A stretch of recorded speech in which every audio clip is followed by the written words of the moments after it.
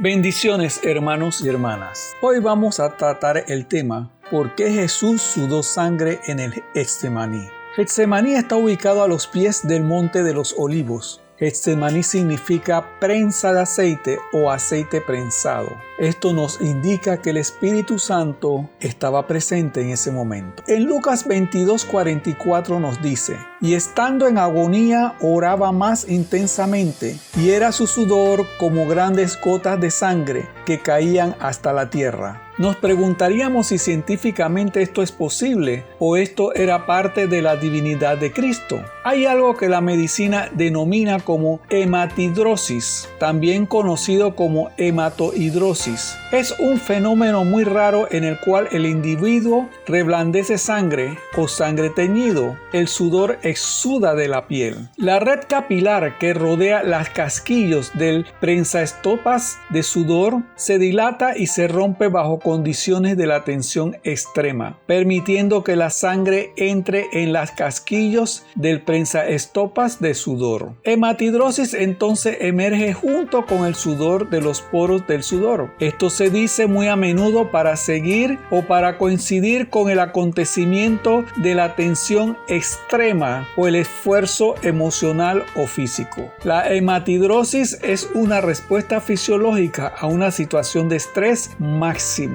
De máximo estrés. Se ha descrito únicamente en personas que sabían con certeza que iban a morir en breve, de manera dolorosa, como condenados a muertes o situaciones de guerra. Eso fue lo que le sucedió a nuestro Señor Jesucristo. Esta era la parte humana de Él, por eso tuvo esta hematidrosis. Nuestro Señor Jesucristo sabía que iba a morir, que no era una muerte normal o común, no era una muerte corriente, era una muerte de mucho sufrimiento para un hombre. Él sabía que iba a sentir el peso de todos los pecados de todas las personas que lo habían antecedido y las personas que lo iban a preceder. Además de eso, él sabía que iba a tener una lucha con Satanás y sus huéspedes, que en esa lucha solo podía haber un vencedor, no podía haber empates ni pactos, solamente la victoria. En Lucas 22:44 se utiliza la palabra agonía. Este es un vocablo que en griego significa estar dispuesto para el combate. Jesús estaba preparándose para la gran batalla y es por eso que esta oración fue tan intensa. Cristo estaba tomando la decisión de seguir lo que el Padre le había pedido, morir por la redención de los pecados de todos los hombres, morir por amor a nosotros. Juan 10:11 dice: yo soy el buen pastor su vida da por las ovejas. Esta es la promesa que Jesús estaba cumpliendo. Él había dicho que él era el buen pastor y él se estaba preparando para dar su vida por sus ovejas. Él resistió toda tentación, toda tortura, burla, todo lo hizo por nosotros. Por eso su sudor fue como sangre. La hora estaba próxima, pero él se estaba preparando y lo hizo con la oración.